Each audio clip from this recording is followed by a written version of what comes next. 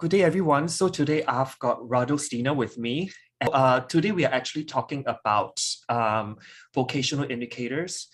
And this chat came about from one of our discussions that recently there's a lot of readings, at least for me, from people who are looking for their purpose in terms of where they should be going in their career direction, because it's almost like this current Saturn-Uranus closing square has brought about this, what I call clash of the times.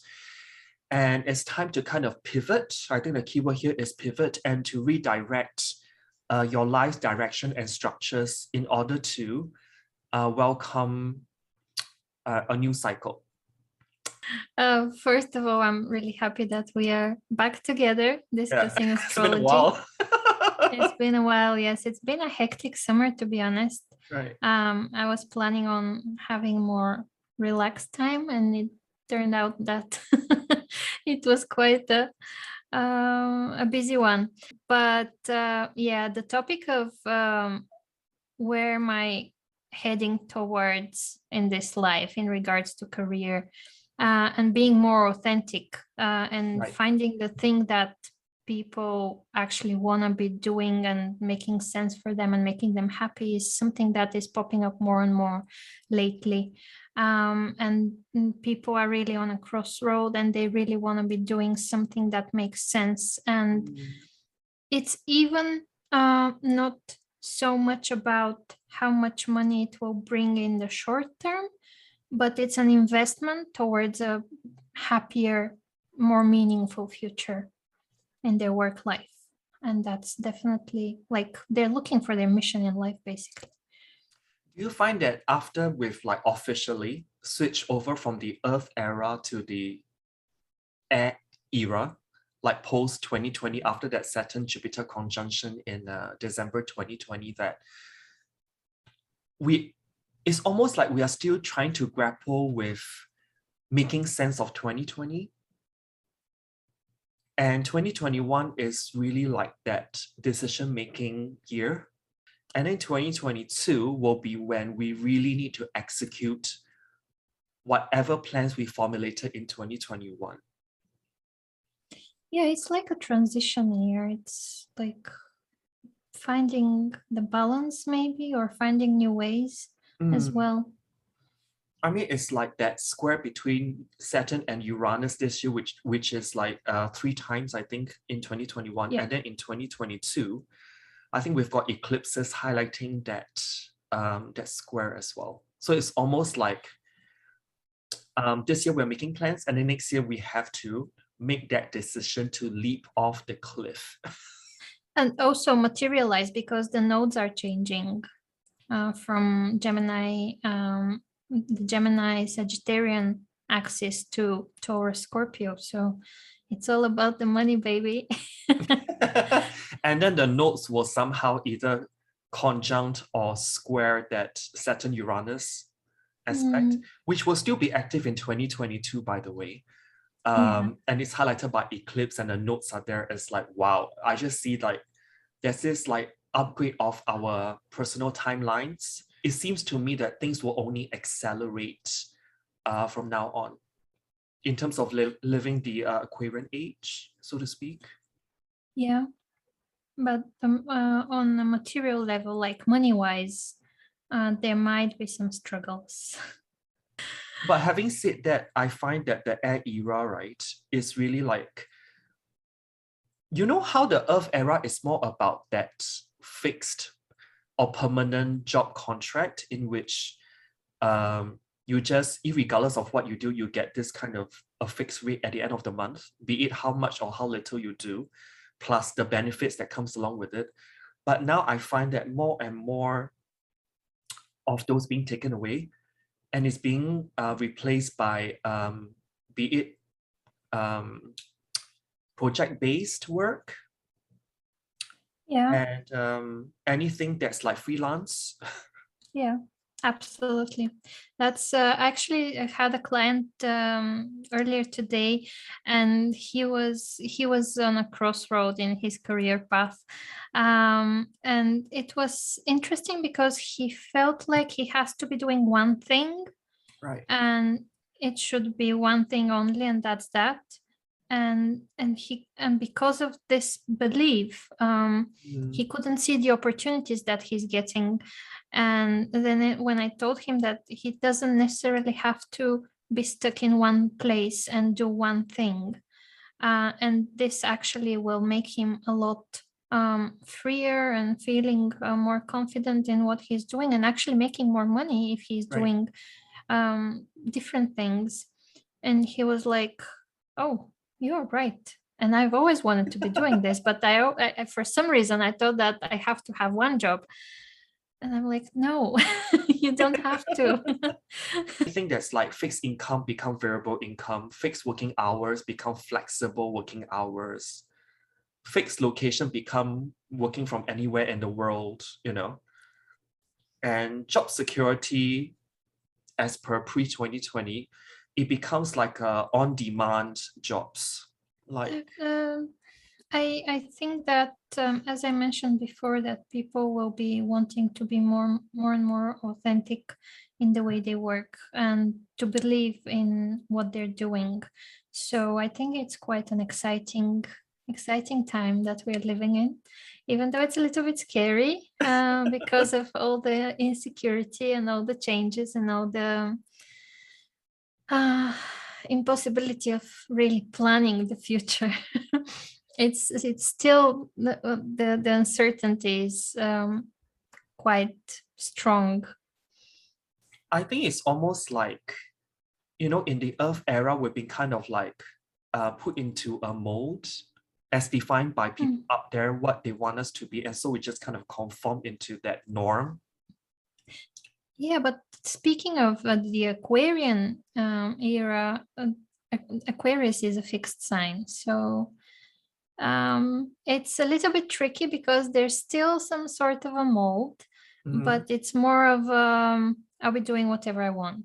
Nobody's going to tell me how to do it and what to do. Yeah. I mean, when I do like a vocational horoscope for people, I always try to tell them in the beginning of the reading that what I'm actually trying to tell you is to profile your unique selling point. What are your special know-hows or skills that really sums up your unique offering to the world? Yeah, and at the same time, you will see in my presentation in a moment that I have mentioned that even though I'm an Aquarian person myself, and I have put in the last slide that wherever Capricorn and Saturn are, this is where we will struggle the most, but this is where we can become masters of that area. And oftentimes it happens to be part of our career path. I have it in as part of my presentation later as well, is that Saturn also represents what actually you need to go out there to achieve in order to get the most innate fulfillment as well. And with that, Saturn is the most tangible planet. And so whatever that you work via Saturn's like the grind of it all, really put in the hours to kind of perfect, because Saturn also rules like perfecting something along the way. Yeah. You will somehow, as you said, master the skills over it, but also you'll become like a teacher, because Saturn is also a teacher planet as well. Yeah. And then you can kind of, spread your knowledge wide and far. In this Aquarian age, I mean, we can just record a video, blast it out there, and people will be like, oh, okay, I didn't know all this are possible. Things are so kind of instantaneous. I mentioned to my friend today that Aquarius is the sign of instant karma. That's interesting. Because of the co-rulers, because Saturn is the karma bit, but Uranus is like things that are instant, really fast. Yeah. So whatever that kind of you decide to really put your heart and soul into, you can reap the benefits via this kind of Aquarian instant karma kind of energy. And this actually enables you to scale up whatever you want to do by multitudes that you never have imagined. Yeah. So very interesting times, people. But then it's navigating. That's a Chinese curse, isn't it? To live in interesting times. Well,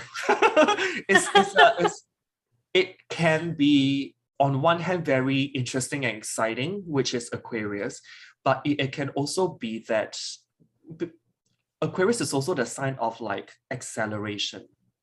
And this brings along issues with like, as people are trying to adjust from one era to another, there's a lot of grief involved, because it's almost like one identity within you has to somewhat be released permanently from yourself, and there's like an acknowledging and conscious letting go, because times from now onwards is only going to go faster and faster. It's exciting, especially when Uranus enters Gemini, then things will be getting even more interesting.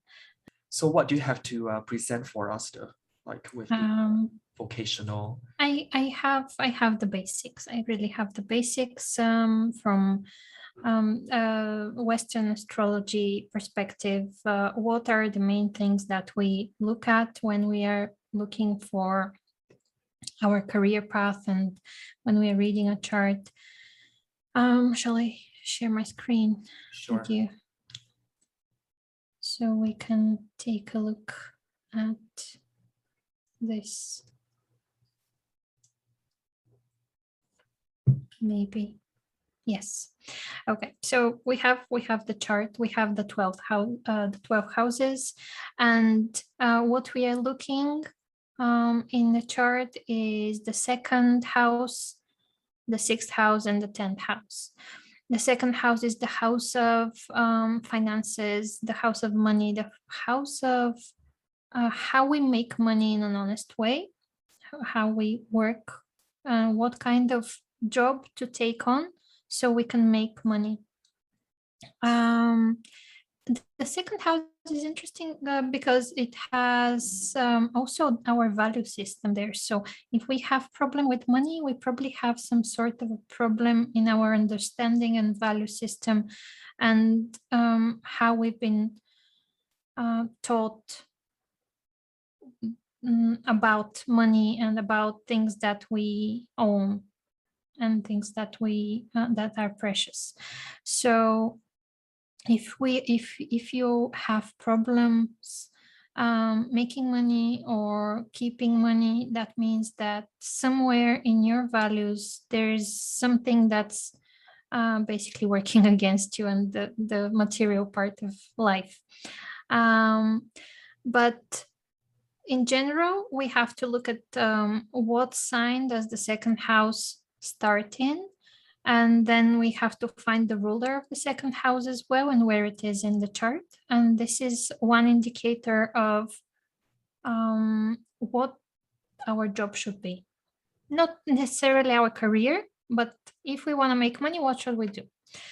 The sixth house is the house of everyday work and the way we serve others, the way we serve the public. And this is our everyday schedule. This is how we work. This is our colleagues as well, or the people that we hire.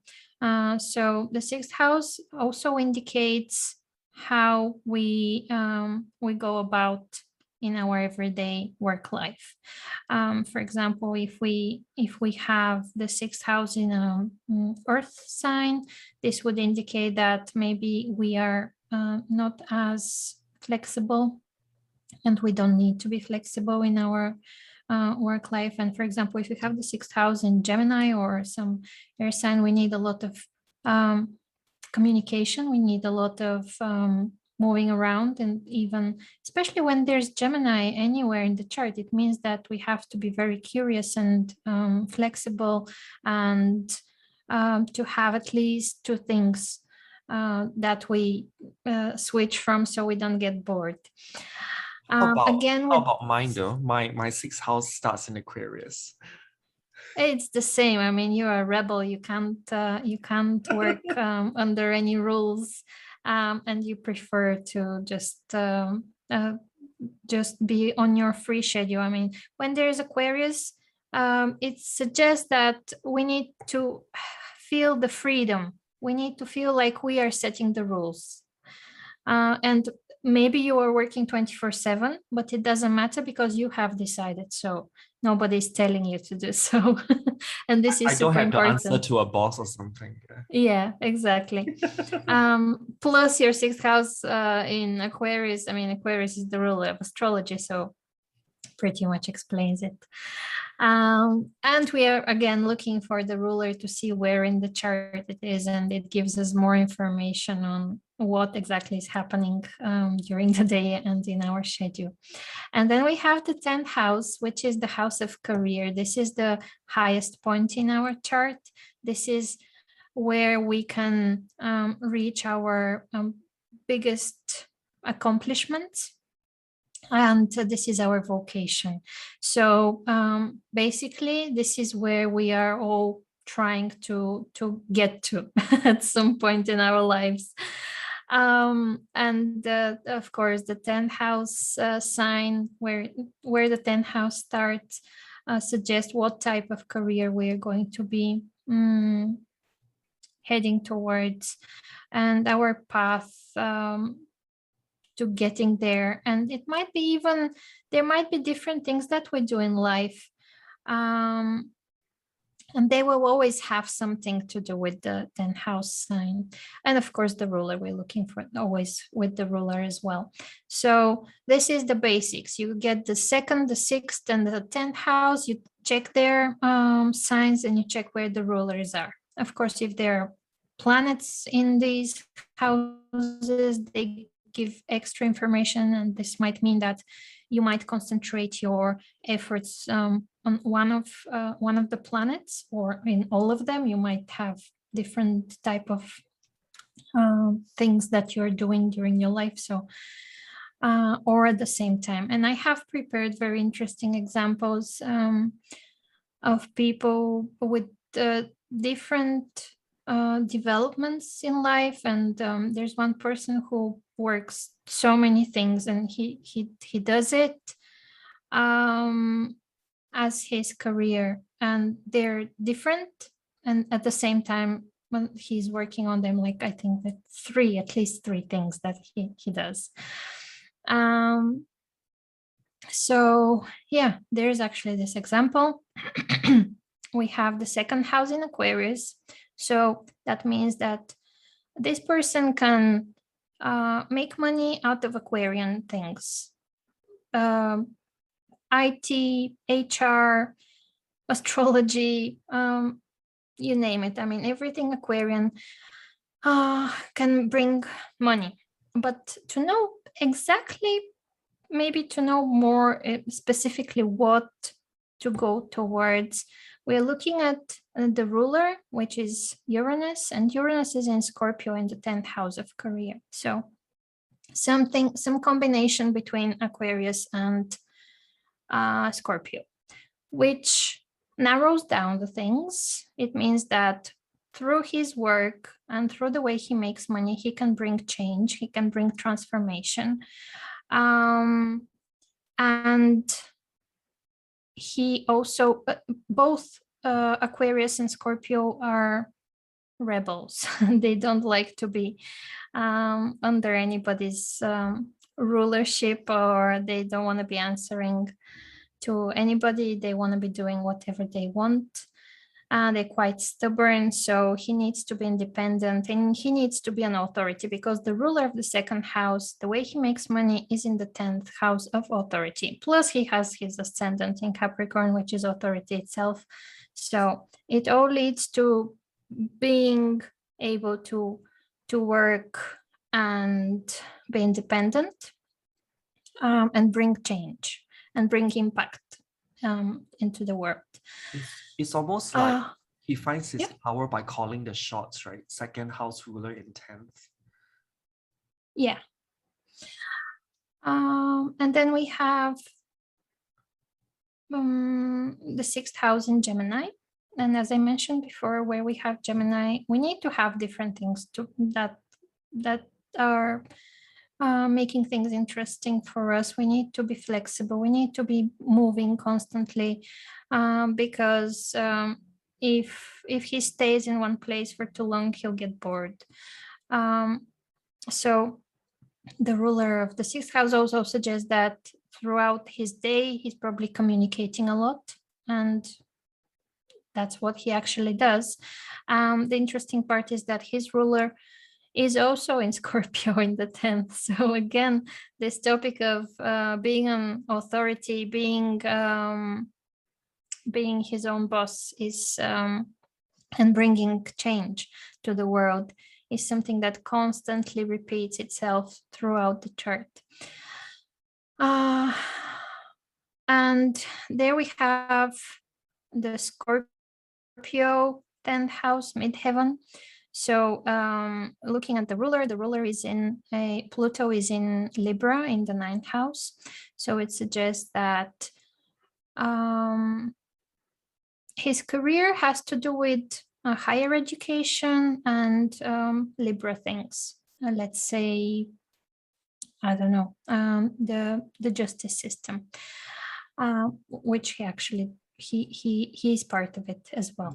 So from all these things, what we can say is that he needs to be his own boss. He needs to have at least 2 things that he does, different projects, different work types, and he needs to bring impact and transformation. Plus, he is into teaching, and Libra is not only justice, but also consulting, also working with people. So it's a very social person. Also, we have Venus and Mercury as his highest planets, even though they're in Scorpio, which is quite a difficult sign. Virgo and Venus, they like talking to people. So what he actually does is he's a psychotherapist, okay. and he is also a teacher in the university, and he also works in the justice system. Does he apply his psychotherapy knowledge into criminal justice in particular? Mm-hmm. Okay, I picked that up. Yeah. Yeah. Yeah, and he's a very much of a freelancer kind of nature, and is very project based, or he works in a small group in which there's a very flat hierarchy, because 2nd house Aquarius, they like things like decentralized. Yeah, well, he works on projects as far as I know, and he always is looking for partnerships at work. I mean, he's just always, wherever he goes, people want to work with him. So he tends to be doing business with people, and this comes if we're looking at it from the old rulership point of view. Scorpio is ruled by Mars, and his Mars is in the 7th house of business and partnerships. So this also is confirmed, and it's also in the sign of the 8th house, which also has to do with psychology. So it's and from then on we are going to see also, I'm going to talk about the North Node, and the North Node is something very important in everybody's life. Of course, this is probably one of them, if not the most important thing in our charts, because this is our mission in life, and it's always connected with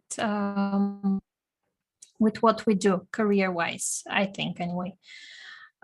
So yeah, we should incorporate the North Node energy in our career path to make sure that we are actually working on this energy, and where where it is positioned, in which house the North Node is, shows where we should concentrate our energy. And of course, we need the ruler of the North Node for more indication and more specification about how to reach out this point of life. Basically, we should be there by our 37th year, when there is the return of the North Node. And yeah, I have because I teach astrology, and I always have this question to my students at the end of our course. There's a test, and one of the questions is I give them an example of the North Node of a person and where their ruler is, and for example, also the ruler of the midheaven. And I ask them, what do you think this person works? They always nail it down. I mean, it's just so important and so obvious when you look at charts and when you look at the North Node and the ruler, and you basically know what the person is doing or what they are supposed to be doing anyway. Where the soul destiny lies, right? Yeah. Right. And oops. And there are the North Node examples. And as I said, we can guess. I don't like this word. That's why I put it in. What's the word? I forgot. But anyway, I don't like this word because we're not guessing things here. And conclude, there we was it? Sorry? Not guessing, conclude. We are concluding. We are reading the chart, as well. So there's the North Node in the 3rd house, and this on its own suggests that we should concentrate on communicating, on our courses or information of some sort. And the ruler, because the North Node is in Taurus, the ruler is Venus in the 10th house, conjunct Uranus in Sagittarius. So some higher knowledge, maybe teaching some higher knowledge. And I say teaching because the ruler of the midheaven is in Capricorn, and it's Jupiter. Jupiter has to do with education, with higher education as well, foreign languages as well. So this chart is actually my chart. And I have been an English teacher, and I am now an astrologer, Venus conjunct Uranus, and I am also teaching astrology. So it's Uranus is a planet also. This is one thing that I want to mention. Uranus is a planet that suggests if it has to do with our career path, it suggests that we are good at a lot of things and we are ready to experiment with a lot of things, and we are very curious, and we can do more than one or two different jobs, and they can both be quite important in our life. So just remember that whenever there is Aquarius and Uranus, there is this diversity and there are these options, and people are usually very good at many things, not just one thing, and they should definitely work different things so that they don't get bored. In this chart, in the therapist chart, his North Node is in the 8th house, which is of course the house of psychology, and it's in Virgo, which means Virgo is quite discriminative, and it's basically cleaning the subconsciousness, and the ruler is in Scorpio again. It has to do with psychology, and it's in the 10th house, which suggests that he's an authority in this sphere. So he's pretty good at what he's doing. In this chart, we have the North Node in the 5th house in Pisces, and the ruler is in Sagittarius. Neptune is in Sagittarius.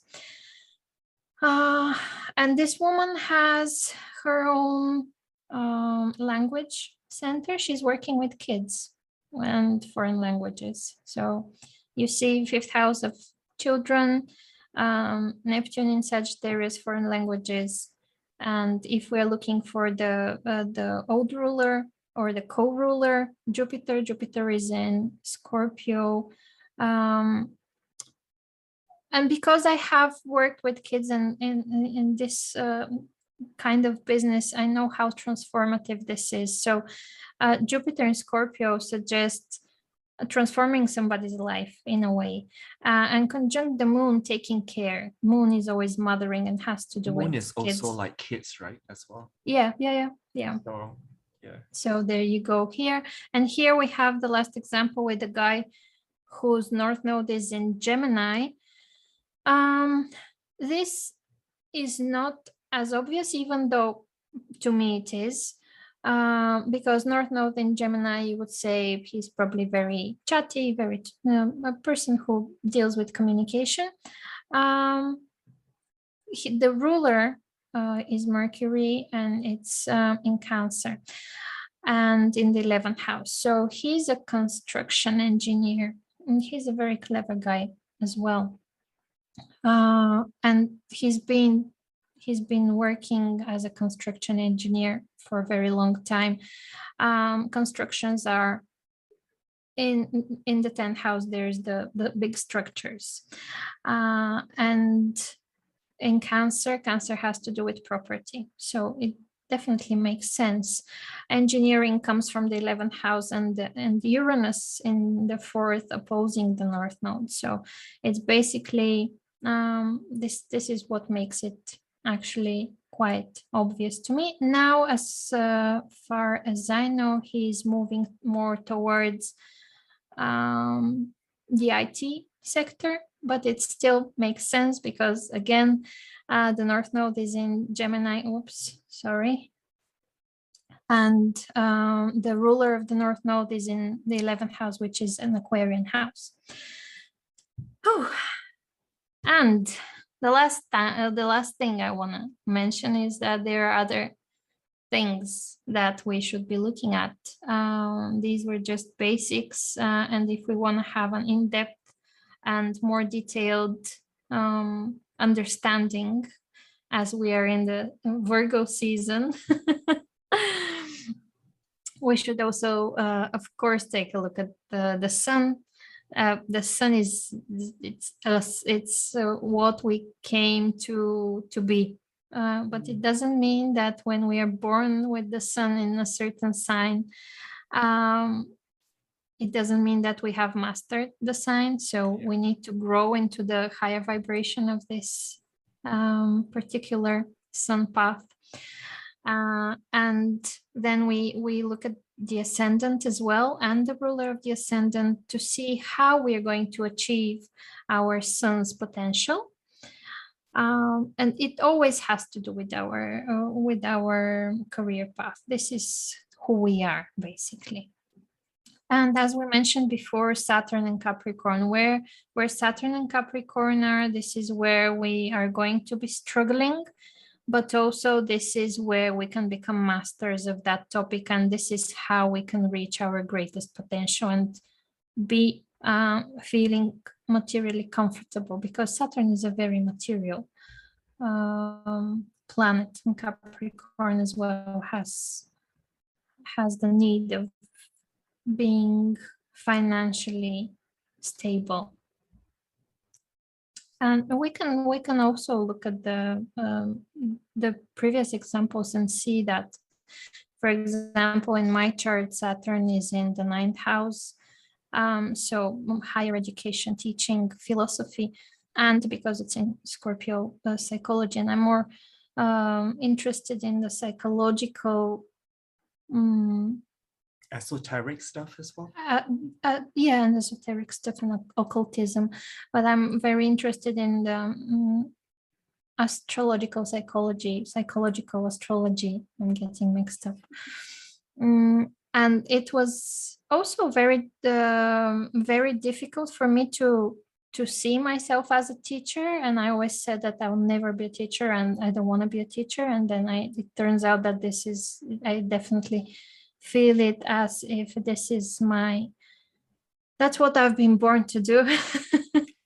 I really enjoy it and it really makes sense to me and makes me happy and fulfilled. So in this chart, we have Saturn in the 8th house. Again, his chart is so psychological.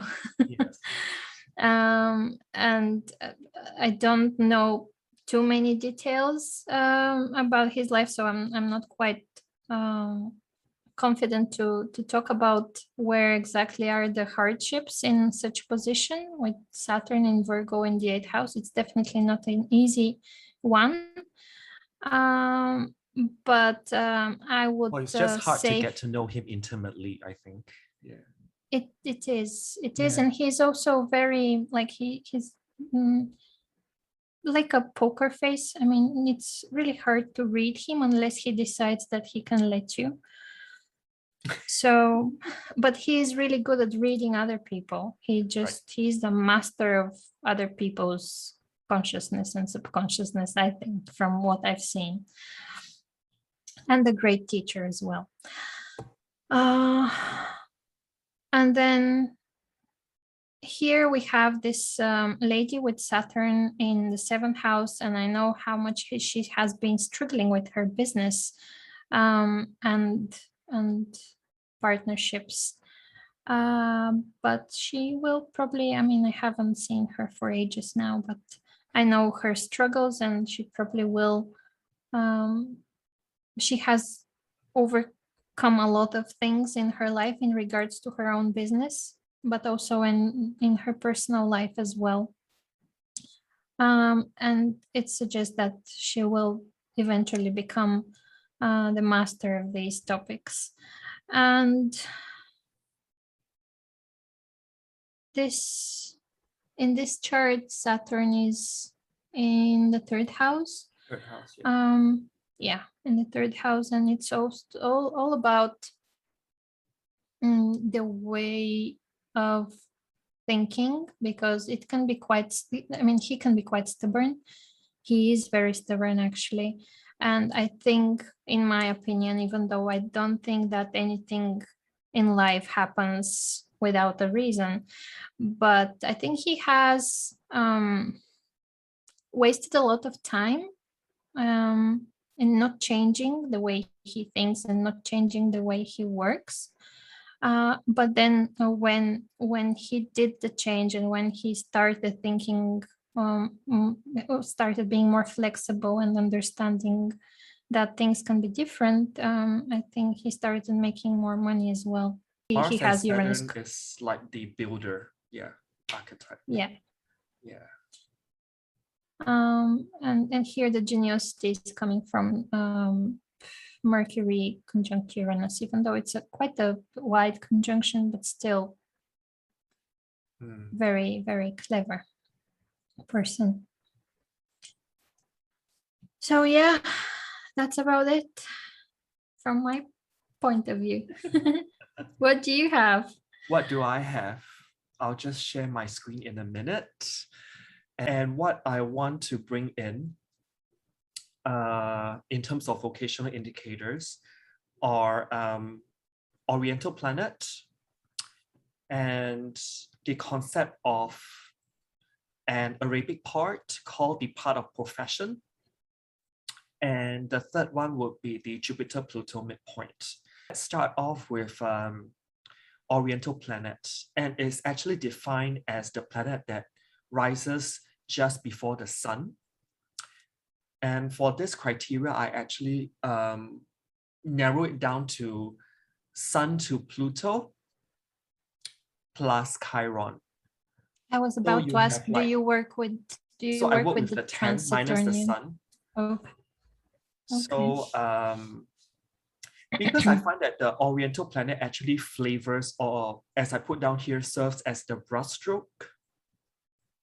into the astral portrait when I look into someone's like vocational profiling. And the Oriental planet actually is about, or it actually tells me what does the personality need to illuminate to satisfy the soul's expression on the job. And I don't usually, in my case at least, take into account Mercury and Venus when I talk about the Oriental planet. So out of the 10 I mentioned just now, I take away Mercury and Venus. This is because Mercury and Venus are actually tied to the movement of the sun. So there's a good chance that out of 10, quite a number will have either Mercury or Venus or both rising before the sun, serving as the chart's Oriental planet. But I must mention here that a lot of Hollywood actors and actresses and artists usually have Venus Oriental. That means Venus is a morning star. So it rises before the sun to the ascendant of the chart. And when we talk about Mercury Oriental, actually a lot of merchants, traders, and even teachers and writers have their planet rising just before the sun. That I want to talk about is this Arabic part that's called part of profession.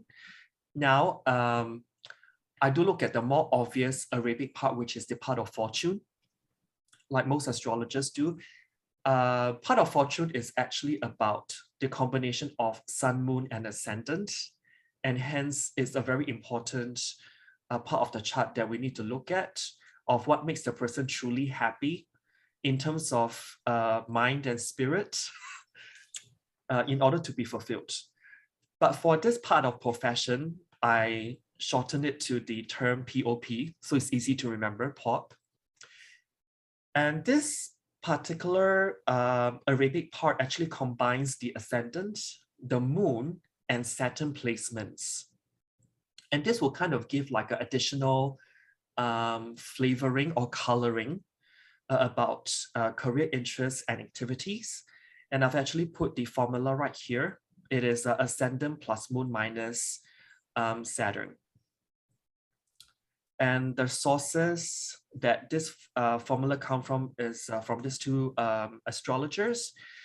And when I think about it, the moon is really about the mind and emotional gratifications, what we are inclined to do. And Saturn actually brings about the determination and organization and the integrity, the hard work that's involved, the grind of things. And if I were to combine the three parts, which are ascendant, the moon, and also Saturn, this really talks about where can we apply our emotional and mental discipline, because moon is also about the mind as well, and the determination and the hard work in order to attain that deep, tangible, mental and emotional fulfillment.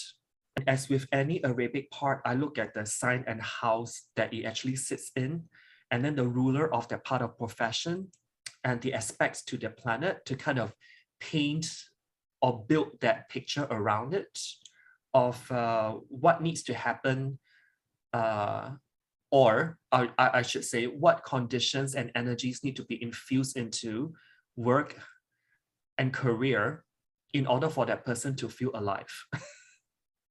And where can that person actually apply his or her energy to in order to get, at the end of the day, that very deep emotional satisfaction and fulfillment.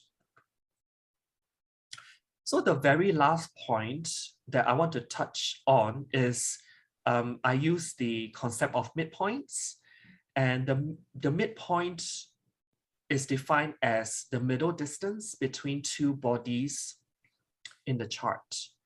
So in this case, the Jupiter-Pluto midpoint will be the center point of the shorter distance between these two planets. And when we talk about a Jupiter-Pluto midpoint, this really is about, especially when an angle of a chart or another planet actually occupies this particular specific point, it tells me that what can actually be brought into the work or profession with a promise of success and influence. And Jupiter-Pluto, when I think about these two planets mixed together energetically, it also brings wealth, a lot of wealth. And it's also a part of the chart that refers to where you need to strategically maneuver and position yourself in order to be successful in what you do. So I've put some examples here. It probably doesn't promise us to become millionaires, does it? But when you actually apply the principles of like this midpoint, for example, if you are Elton John or Harrison Ford, they both have their natal sun occupying this Jupiter-Pluto midpoint. And this actually is one of several things. When you have sun occupying the Jupiter-Pluto midpoint, it actually brought them, on one hand, a huge ego, because it can happen. But with their ego is also the desire to become a self-made person or individual. It actually is a very hugely motivating factor. And you can also be like a master of great powers as well. There's like this huge manifestation energy that's behind you when you have sun and moon in particular occupying this midpoint.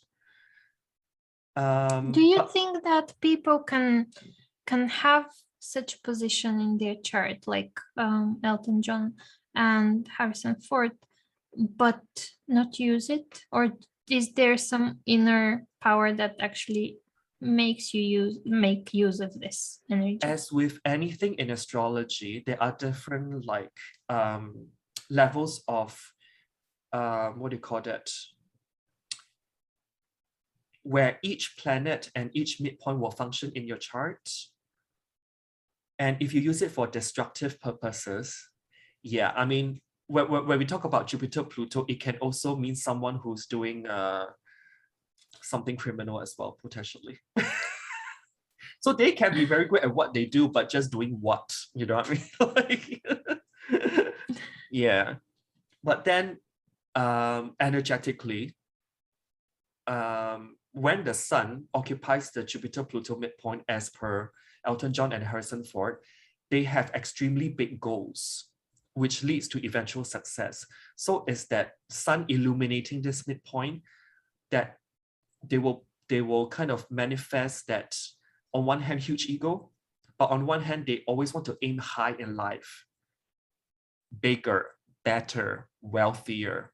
You know, is tapping into that manifestation energy of this particular midpoint that that led them or helped them to set them off on a life path of success. And I've put down here also for Michael Jordan, he's got his natal midhaven activating this Jupiter-Pluto midpoint. And I've mentioned earlier about this midpoint having the energy of strategic maneuvering and positioning strategies. So isn't it kind of, he's being known for being very nimble on the basketball court, and he maneuvers his way into success. And of course, it earned him a lot of money. Yeah. Yeah, in the process. So for the example, I've actually pulled up Aleister Crowley's chart to kind of look at how the Oriental planet, his part of profession, and also his how his Jupiter-Pluto midpoint has played into his life's work. And for those who know who he is, he's actually written a lot of books in his life, and it has to do a lot with ritualistic magic. And he's also the author of a book on esoteric astrology as well. So let's look at how and he's also known for the Thoth tarot card system. So let's look at his Oriental planet, and the sun is located at 19 degrees of Libra. But then there's actually no planets in Virgo, but then there's Uranus in Leo sitting in his first house, which I identify as his rising or Oriental planet. And when I think about Uranus as someone's Oriental planet, it's basically the planet of the freelancer. It's basically the planet of being an independent business owner, first and foremost. Uranus is also the planet of a helping and healing and humanitarian archetype as well. Because Uranus actually co-rule Aquarius, and Aquarius, as we know, is all about the progression of humanity. He or she may be ahead of his or her time, but then sooner or later his work will be appreciated by subsequent generations after. Uranus is also the planet of astrology, and hence he's written books on that. Uranus is also the planet of adventure and excitement, and also diversification as well. So besides writing on astrology, he's also written books on really many different topics, in which I can tell by just like putting his name into Wikipedia and look at the body of work that he has done in his lifetime. But then Uranus has this kind of very edgy, very nervous energy that's surrounding it, because Uranus is almost like a lightning bolt or thunderbolt kind of energy.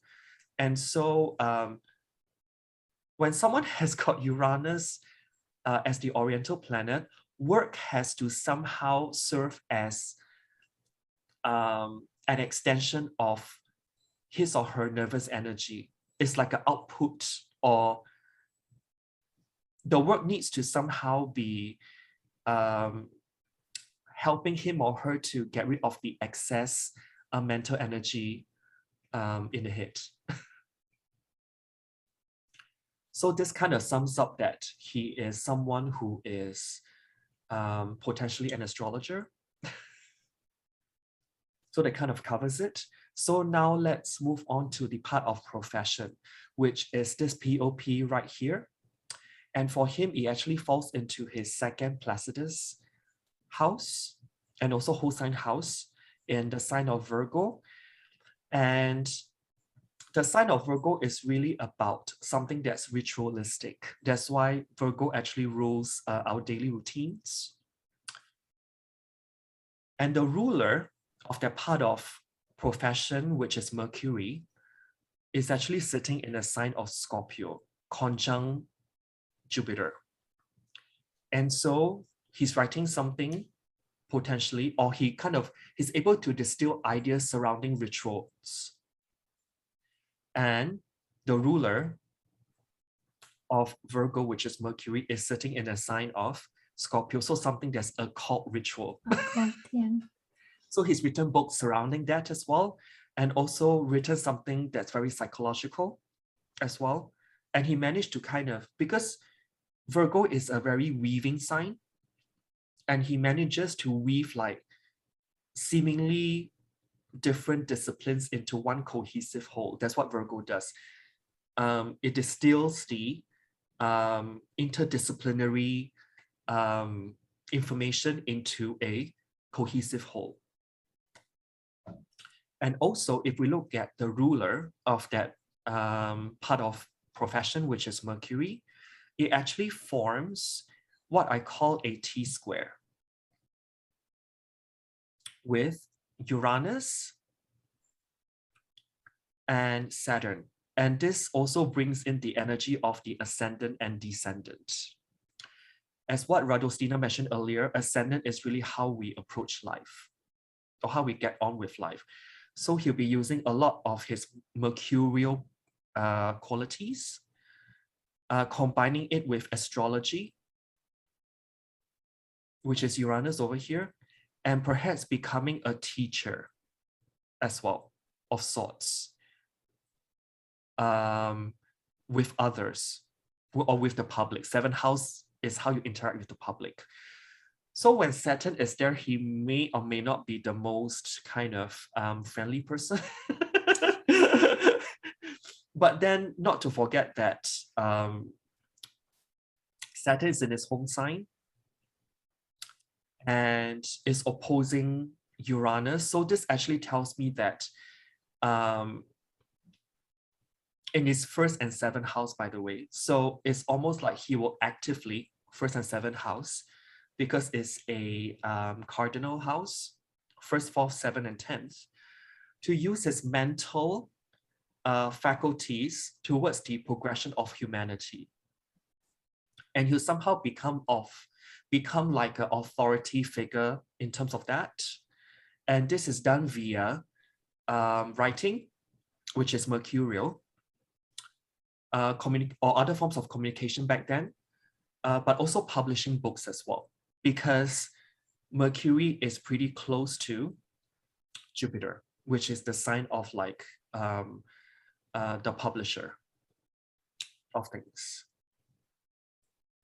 In order to spread his healing and helping message behind things out to the world. Also, one very interesting thing is that because his birth time is relatively accurate, and so I looked at what aspects his part of profession actually links to the rest of his chart. And for him, his part of profession is actually very close to squaring the ascendant and midheaven midpoint, which is indicated right here. So it's a square aspect. And when we talk about the ascendant and midheaven aspect, it's really about what energies is he predisposed to actively manifest in his daily life. This is what this midpoint is about, because it is the middle point of the ascendant, which is, you know, the physical body and you, and the midheaven, which is on top of vocation or career, is also about where your highest state of consciousness is located, because the midheaven is the highest point in anyone's chart, and this is where you talk directly to God.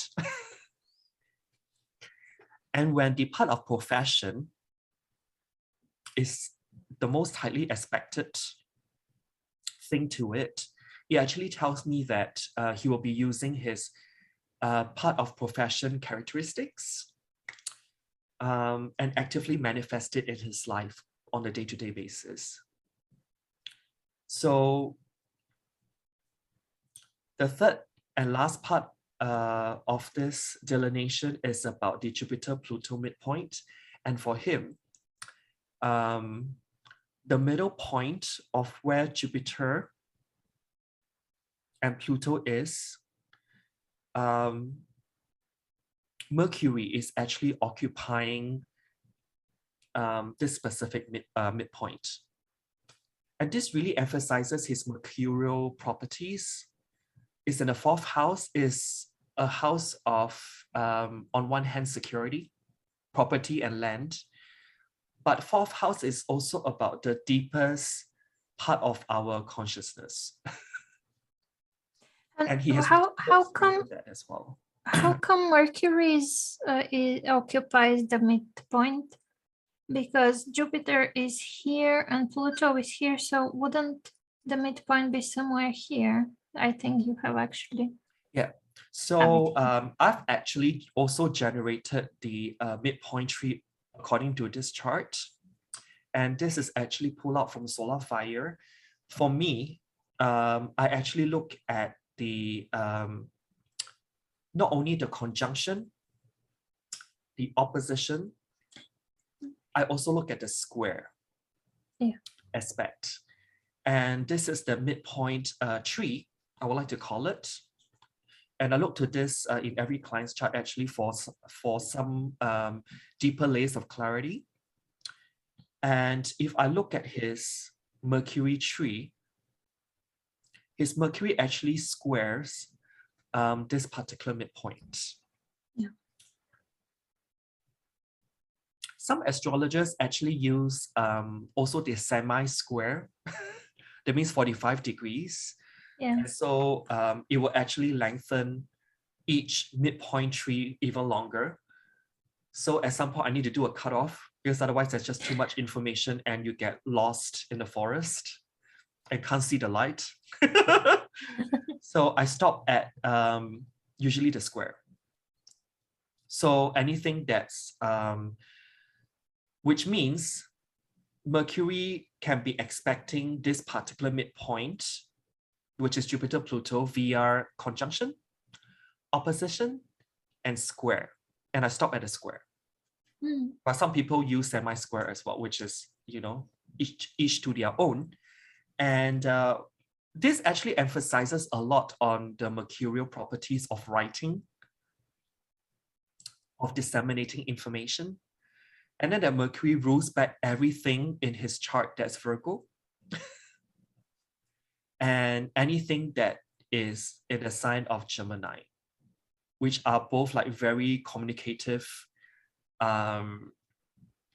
signs. But then Virgo is really about distilling the information into and weaving those information into a cohesive whole. Very interesting. And he's got his Mercury conjunct Jupiter, so he's a teacher or the guru. Jupiter is also the advisor, the counselor as well, archetype, very much of the 9th house-ish energies that comes along with it. And 9th house, as we mentioned earlier, is also the part of the chart that deals with publishing. And so he's got his whole body of work published into books. And these are probably stemming from his intuitive knowings, which is like Scorpio 4th house energy. This also can be something psychological as well. Some information can even be channeled. Yeah. When we talk about the 4th house Scorpionic energy. And on top of that, of course, the occult, metaphysical, esoteric, wisdom. Because of the conjunction to Jupiter, that wisdom comes along. And knowledge as well. And he somehow just managed to weave whatever that he's got knowledge-wise into like volumes of books. And not to mention that Scorpio is also one's legacy as well. And so that is his legacy. His legacy lives through his books. Yeah. What he's written so far. And his Jupiter-Pluto midpoint is also about where you can gain infamy or legacy. So it ties in nicely with this representation. So his writing, Mercury, communications, and books become his ultimate long-living legacy. We're very, very thorough. Especially there's a lot more things I didn't mention, but of course. We have a lot of tools up our, sleeves. Yeah, astrology is like a sea of information, and we cannot ever go into all of the details that we are using. And I think that it was pretty practical. This video was pretty practical and useful, as Virgos want it to be. Well, each time when someone books in a reading with me to read about their vocation or career direction, I actually have a nicely written out 28-step methodology that it's very, that I yeah, use. And actually like you scribble have a lot of like Virgo. go through that 28 steps. And then with that 28 steps, I like, as a Virgo rising myself, I combine what I see pictorial wise, and when it kind of repeats itself time and time and time over again, it builds that that imagery in my mind. And I make my own conclusions, like, I've written down certain recommendations for that person. I think it's important to mention as well that when you go to an astrologer and ask for career direction, it doesn't mean that in life you will be just hopping on right on your career direction and that's that. I mean, you have to go on your path. You have to experience certain experiences, and you have to learn certain things in order to find your best option, and in order to find your vocation. So sometimes it has to be a few things that you have to go over until you get to your final and happiest place in regards to work life. So don't worry when you get, like, for example, answers like, well, you have to do something with studying communication and I don't know, just running all over the place, being restless, because this will teach you a lot of things in order to get to your higher point.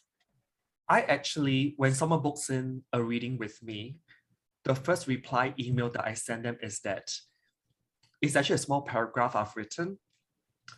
And I always tell the client that your vocation or your ultimate life career path, so to speak, is never a straight line. Exactly. And I usually put into the paragraph what I've worked as in my previous jobs or string of jobs that led me up to this point. But when I look back in retrospect, each and every single job that I've done in the corporate world has somehow contributed to what I'm actually doing in terms of skills development.